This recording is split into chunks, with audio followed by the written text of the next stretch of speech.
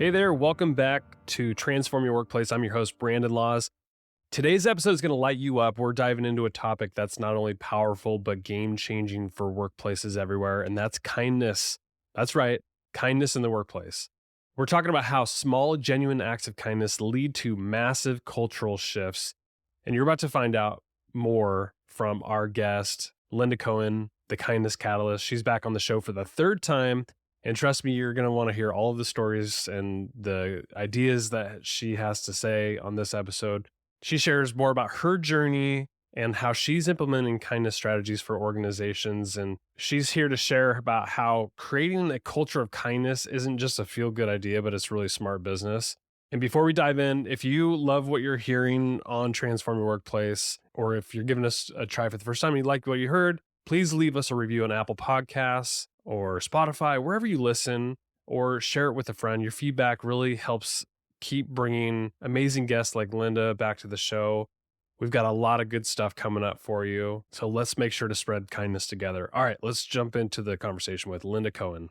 Linda, it is a pleasure to have you on Transform Your Workplace again I think this is our third time. I think it is. I'm so glad to be back with you, Brandon. Thank you. For those that haven't heard Linda, we've got two other episodes that we've done together over the years. I think one was pre-pandemic, one in the pandemic, and here we are, like the dust has settled a little bit, and now I want to catch up with you. So you are the kindness catalyst. You are all about bringing kindness to the individuals' lives and to organizations. How did you get into this work in the first place?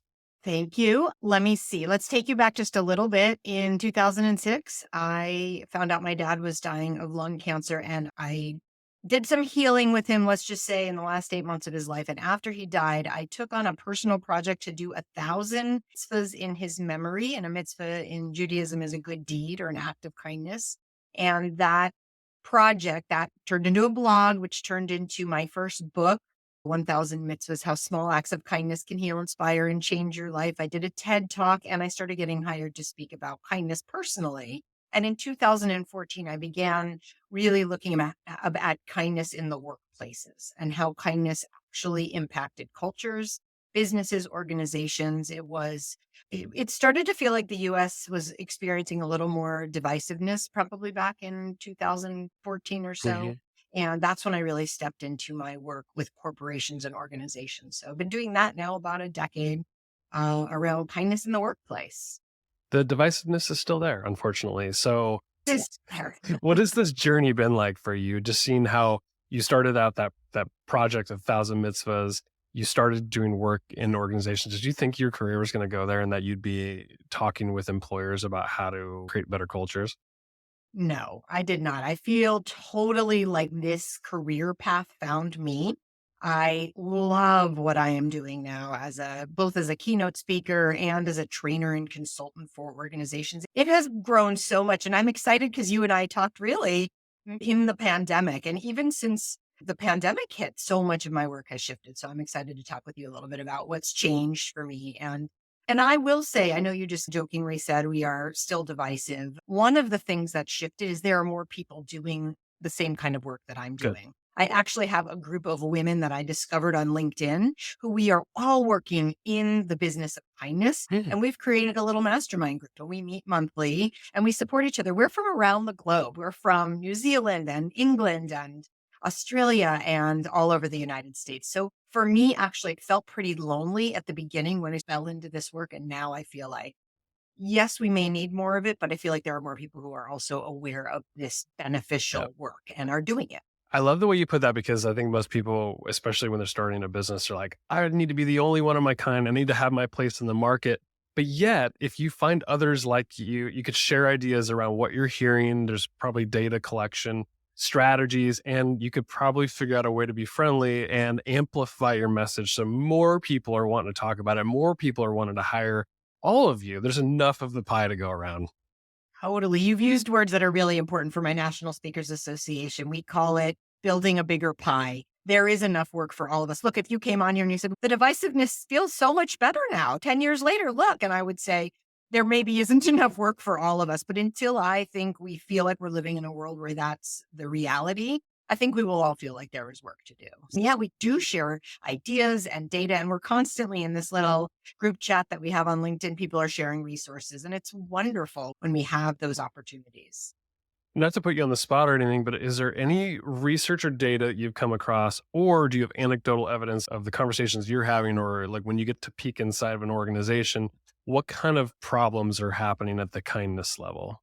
So a lot of, I think staffing issues are a big piece of it. You have people who will follow a manager somewhere else to another company because it's a manager they love working for. And you will have people quit a company because the management team doesn't see them or value them or treat them with kindness. And I think these days, I think team members want that. They want their leadership. And I think you're seeing a lot more transparency at the leadership level and communication and authenticity, and maybe even more boundaries around what, especially post COVID, kind of what is a work life balance, if that even exists. I think a lot of people will say that doesn't necessarily really exist, but I think you will see leaders really trying to lean into that. So I think that's, to me, there are so many words that you could use beyond kindness. And I've had to Yeah. grow my own verbiage: empathy, compassion, composure, Mm. resilience, understanding. I could use a whole group of words that I think all fall under this category of what is kindness in a culture and a workplace. Yeah. If you think about some of the behaviors that fall into kindness, what sort of things pop up?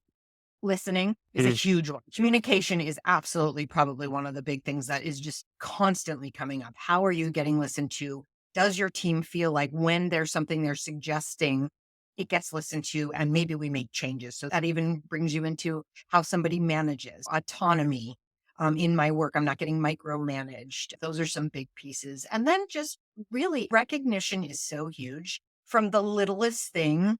Specific recognition. I did something in a certain way and my manager notices and tells me the specificity about what it was that I did. I can tell you the stories that I hear from audiences 10 years later, that employee will still remember that comment the manager gave them.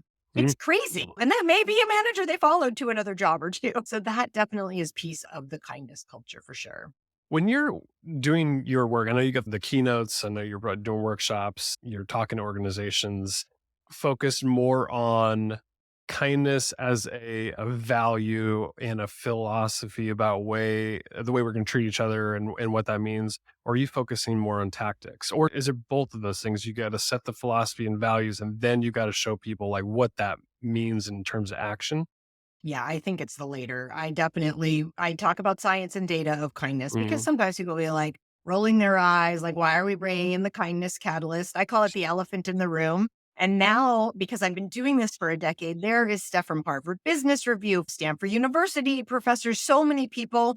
There is so much more research now about kindness than when I got into this in 2006. So I show that. I'll be talking and just slightly letting these images of these news articles. I had my assistant put this together a couple of years ago for one of my clients because I knew I was giving a keynote and it was the second or third time I had come back to them. And I knew that there were people literally with their arms crossed about this. So I feel like being able to share that it's not just me. This is something that we are finding is making a difference for companies. So there's that piece of it, the science and data. And then absolutely, you need to have the tactical. More recently, one thing I don't know that I've started doing, and this was a client who asked me, I was doing something with their leadership. And then we came up with the idea that I was going to do some recorded videos that they were going to share with their employees. They were going to be mandatory kindness Yeah. videos that their employees were going to be required to watch when they onboarded or if they were already part of the organization. They're about 10-minute videos, and these were going to be really practical tools that the team members would learn about. How can I be kind to my fellow team member? How can I be kind to our clients? And what can I expect from leadership as well? And so I created three of those. The feedback from the employees the first time I launched that was absolutely phenomenal. Without even a question, we had 75 people. It was a 3,000 person company. 75 people sent in messages to the headquarters. So that was really gratifying that we had hit the nail on the head about what could really be practical for the team members. I imagine when employees are onboarded and they see that kindness videos are part of the onboarding experience, that they're like, wow, this employer really cares about the culture and is actually walking the talk. Getting there, though, seems like an uphill battle in some ways. And why I'm thinking of that is I think for a lot of organizations, it's like to be introspective around there's something wrong with our culture, or we could do better. And to then hire somebody like you to come in and talk to the organization about what kindness means.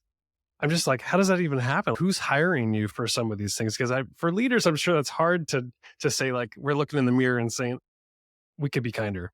I've been in audiences and there was somebody military and he said, when you look in the mirror, there are three fingers pointing back at you. And he made that comment. And I thought, yeah, that's really true. I think who's hiring me? Credit unions who are already super kind culture. They just want to Mm, re-emphasize what the love that. culture is that they absolutely want. Senior living communities who maybe are struggling with staffing issues because their culture is so intense. A lot of the frontline workers, Yeah. so much to do. And maybe they're seeing that people aren't necessarily as good at making eye contact. They aren't as good at giving each other grace, just so that there are things bubbling up in their organization. Healthcare is hiring me. Government is hiring me. So I think when you have a leader who says, we could always get a little better at this. And I think right now, any leader should be willing to say that, because I'm sure even with where we are and we're saying we're more divisive right now in the United States, you have people coming to work who are possibly part of that little microcosm. And actually, that's one of the things I love about senior living. To be honest, one of my favorite things is they are a microcosm of the world. Because if you think about who's working there, multi-generations live in the same property with people who are working in their homes. We call it they're working in their homes. You have people coming from all different countries who are working in the various departments. So you really have a microcosm of human beings from around the globe at all ages. So I feel like if they can do it right in their little microcosm, it's a role model for the bigger world. And because they touch community members, families and vendors and stuff, that's one of the things I want to empower them. So that's the message I show up with is you have an opportunity, if you feel empowered, to lean into a culture of kindness, to now be able to do that and show other people what's possible. Absolutely. I've always felt like with kindness, one small action can have a large impact, and you might have no idea. Like, I feel like there is a ripple effect to this in this work that you've seen, because you're probably collecting data, you're talking to people. What sort of ripple effects have you seen in kindness?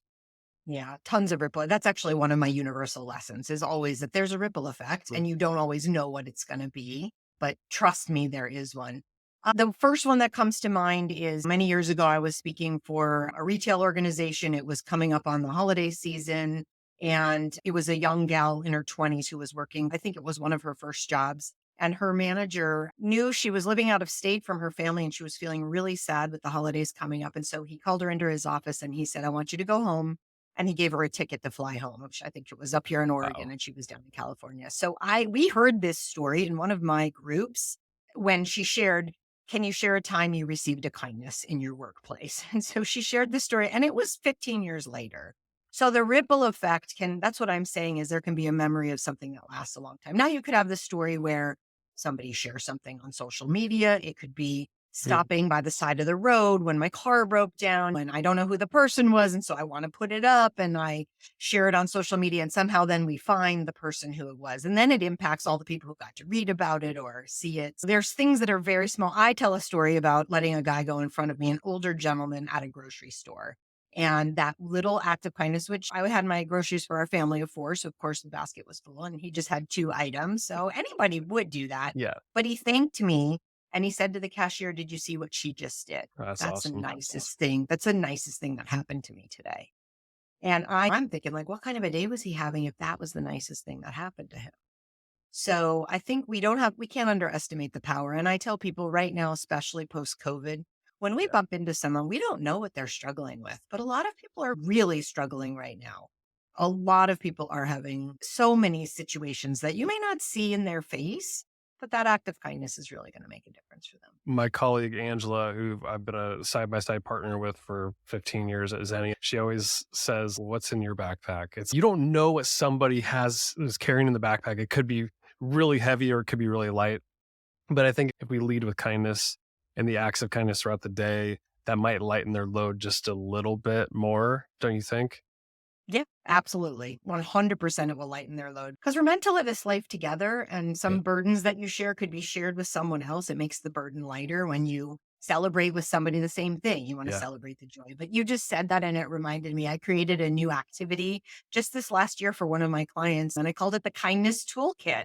Because you said, what's in your back pocket? And I thought, I got a tool belt, but I didn't put in tools. I put in glue and a flashlight and post-it notes and googly eyes. And one of the things I'm doing is having fun with my audiences saying, what does this represent to you? And the first time I did it, I had in my, oh, and a clock. I have a clock, like an old fashioned clock. I was expecting things that they would say, and they said completely different things. So it was exciting that. And of course, every time I've shared that activity, it's going to be different. It has been so far, and it's going to continue to be different. So, How does kindness show up in conflict?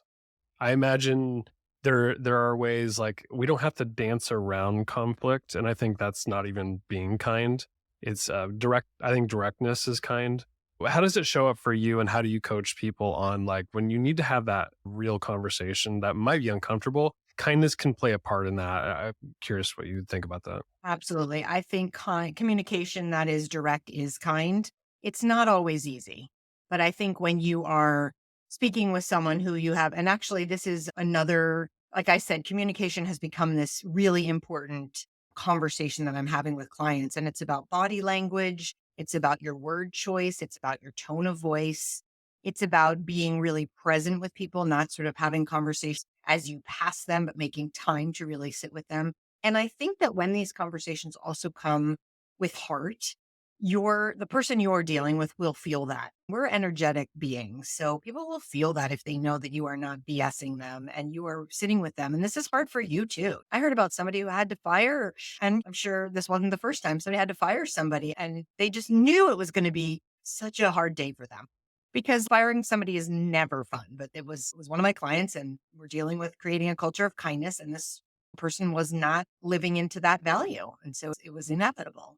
When it comes to values, are you encouraging some of these organizations to somehow like instill kindness or the behaviors of kindness into their core philosophy so that way they can then teach people how to actually behave? Yes, and we're trying to gamify it. We're trying to Oh, do it. Look, kindness is not a rocket science. We right. all know what kindness is. And a lot of us learned or we did a kindness thing when we were kids or we did it when we were teenagers. So here we're adults, we're working in a workplace.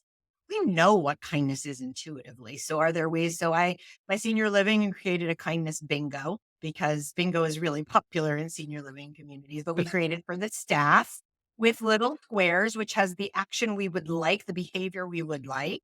And there's going to be a reward when you fill your bingo card. And it's one way to put out front kind of the behaviors we want. And certainly we're talking about ways we can create a culture by reiterating and amplifying the behaviors that we think support that. And really getting your team members on board with it. So many of the clients I will start with a leadership keynote. I might be doing something at the high level of the organization. And then it's, can we go a little lower? Can we go to the middle managers? Can we go to the frontline staff? And my message is going to be, it's going to be the same for every level of the organization because they're all human beings, but there might be different ways we address it as we're talking about what can I expect from my leadership? Oh, is my leadership going to acknowledge me and notice me? And if I have suggestions for the company, are they maybe going to listen to what I say? Because that makes me feel like I'm part of a team. Right. And then the managers, it's this is what we're going to tell your employees. So if this is not how you behave, it might be something we want to start thinking about. What challenges do you run across when it comes to like organizations like saying they want to implement kindness strategies, but maybe it's not sticking? Like what are some of those things that come up that make it hard to get it to stick? I think you sometimes have porcupine people, and you could have people who are, because of their job title, they are not necessarily the kindest people. Maybe they should have quit and react in a certain way. And that can be a little bit hard because how can we have this culture where this is the way we want to try to do things? And I've had some of my managers in my senior living tell me about that. There are certain people they're struggling with. And so we brainstorm.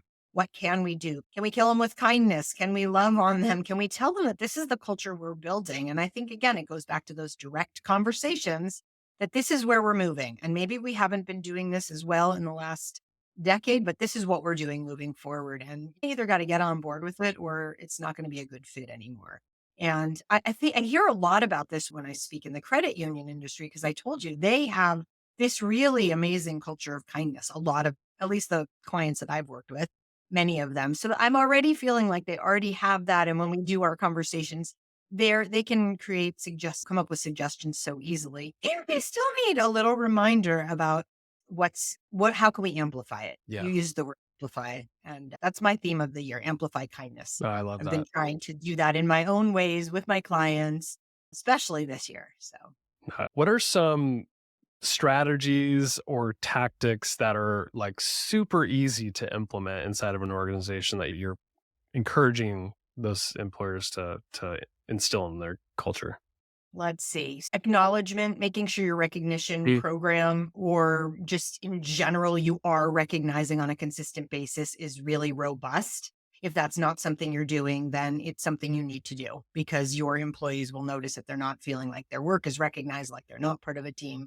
Definitely talking about professional development and ways I can mentor my mm, employees, especially knowing what they want. And a lot of in senior living, there may be people who have come in at a frontline level, but their goal or their dream is to advance. So how can we help them put their dreams out there so that we can support and nurture that? And creating some of the ways that we are doing that. I'm trying to think of, as you asked me that question, I'm trying to think of my bullet points of the things we work on. Making sure you've taken something off of somebody's plate. As we've mm, come through COVID, maybe roles have shifted and the job title may not be exactly what it is. So having a direct conversation about how we can do that from your leadership, I think can be really helpful. And also just checking in with people. yeah. I don't know. Okay. So we talked in probably 21 or 22 during the pandemic, because most of my work was virtual and I was doing so much more on Zoom. I wanted to find ways to connect with people. And so one of the things I asked mid pandemic for, it was probably 1,000 people over 14 different audiences. What's one way we can be kind to you? Mm. And I expected mid pandemic, it was going to be more time and more money. Would you have thought that? Would you have thought that might be I'm the trying answer? to Or was go there back to I don't know. I feel like people are so isolated at that time and maybe they just wanted connection, opportunities for connection? Okay. connection. So, yeah. So, money and time off were bottom of my most required answers. The most Interesting. popular was ask me how I'm doing, Yeah, smile at totally me makes sense. Yeah, it is and good. It's say, a connection thing. It's like you it actually was care about me totally a as a whole connection thing. person. It was totally a connection thing. But I think even though we're out of COVID, I still think we need that. People, Yeah. we're always going to need that. That's human beings. We're connected to Yeah. belonging to people. I like to talk about that in terms of making sure that as a manager, you are just checking in with your people. If you don't really want to have a huge surprise come down the road because you had no idea what was going on for this person outside of the workplace. But if you Yep. know what's going on, you're asking them what's going on and how can I support you? They're going to come to you when they really need that. And I think that's really the authenticity of being a leader and not feeling like you have to be in an us and them. Yep. It's like we're all in this Oh, together. yeah, Our end goal absolutely. is to, yeah. And I think pandemic, certainly the pandemic in my senior living worlds, it changed the dynamic because I think they got to know each other way different. Mm, And they were all in person while many of us were right. working remotely. They were all in person through the hardest times of Yep. this global pandemic and illness and isolation and their residents. And I give them so much. I have so much respect for the leaders and the workers in senior living that weathered the pandemic.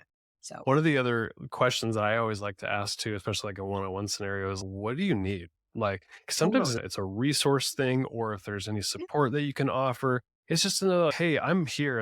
I've got an olive branch out for you. If there's any resource or tool that you need, or you just need to just bounce some ideas off me, I'm here for you. And that's also a connection point. So I love the question you posed. I always like to ask the one I just mentioned as well. I think it's Well, helpful. then I'll add to that one thing I've learned, and you probably know this too. People struggle to receive kindness. Mm, It is not oh something yeah. that comes I naturally. deflect it. I know you're not alone. This is very common and maybe particularly a little bit gender based, maybe, but not necessarily. It's really like we've all grown up thinking, I'm pioneer, I can do whatever. I don't know. Yeah. So I encourage people. So I do have a tool. One of the tools I give is to receive the next time you get a compliment, and hopefully you get some of those periodically, to just Mhm. receive it. Yeah. Like practice that as a little way to receive a kindness that's really easy to receive, hopefully, because and be genuine. Don't say, oh, this old thing or whatever. Don't Yeah. deflect it, like you just said. So I'm getting that to you, I Brandon. will take it. I want you to think about the next time you deflect a kindness, go a little deeper and say, why is that happening for me? Why am I Mm, not able to accept this kindness from somebody else? Because I'll tell you on the flip side of that, when I talk to my audiences or any client, and I ask people want to be givers. So oh this is yeah, why I know that our world is really being set up to be told we're divided, because I think a lot of people actually are there for each other. And yeah. if you think about it in smaller situations in a workplace or in a school or in a situation, I think a lot of times people are there for each other during those hard times. I 1000% agree with you. I think there's a lot of external factors that say otherwise, but I think when you are truly in a one-on-one, a group setting, an organization, I think people are actually more connected and together than we're led to believe. Totally. One of the things that I think a lot about, and this is not my idea, I'll credit Sean Bussey, owner of a brand agency out of Kinesis, wrote a book called Marketing from the Inside Out. So one of the ideas that I love from this is that if we can figure out our culture, and kindness plays a huge part of this, if we can treat our people with kindness, respect, that's going to show up to your clients, your customers, maybe the community. I just love that idea. Maybe respond to that and just what you might think about that.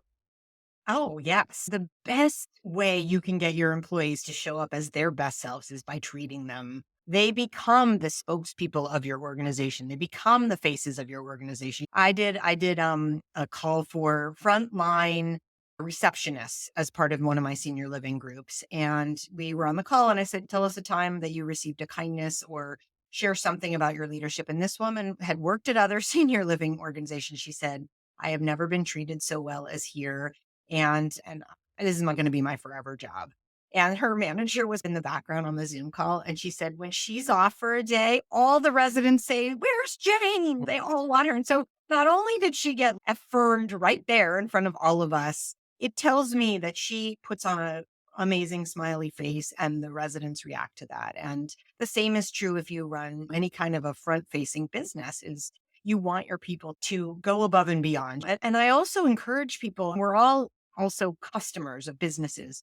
Instead of complaining when we get bad service, share when you get good service. Yes. Call the manager over, tell somebody you got good service, because you want that ripple to happen as well. You want to give the server or the whoever it is or the person who's done something for you in a store help. We want Yeah. them to their manager to know. And sometimes I'll get a little bit. I'll be like, "Does the employee get anything?" If actually, we just had a fence done, and I wrote to the owner of the company, small local company that was amazing. The guys were so fantastic. And he said, if you give them a 5-star review, they get a bonus. That's awesome. Of course, I'm going to give them a 5-star. They were fantastic. Yeah, I Um, think the reviews are great, especially when you can call out somebody's name too. totally. They'll get the credit. If anything I've learned about having kids too is like giving them praise and kindness. They want to keep doing it, whatever you just Totally. praised. So it reinforces that and we're all better for it. So I love that idea of just, giving people reviews, giving people shout outs out Yeah. of nowhere, unsolicited. I those are really good acts of kindness.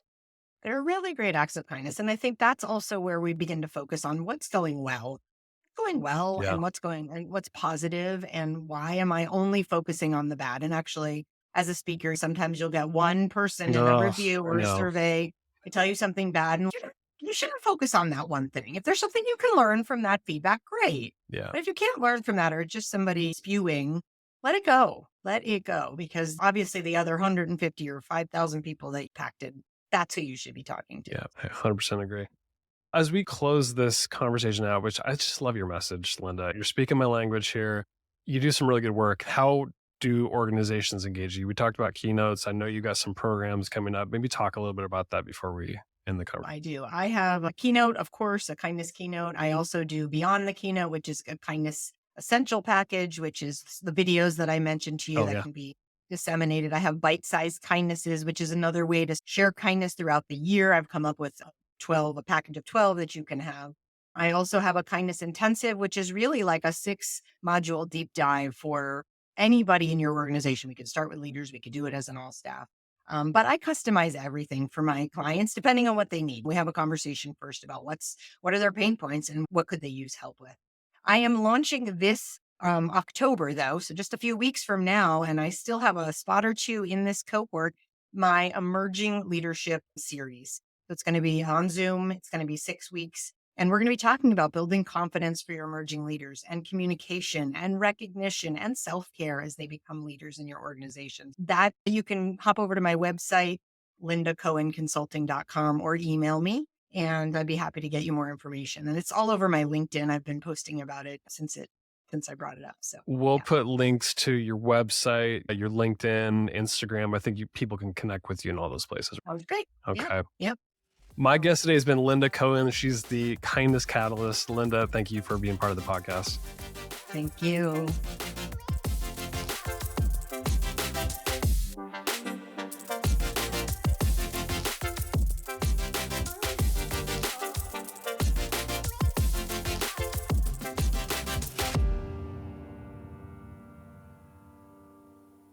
Hey, thanks so much for tuning in for today's episode of Transform Your Workplace.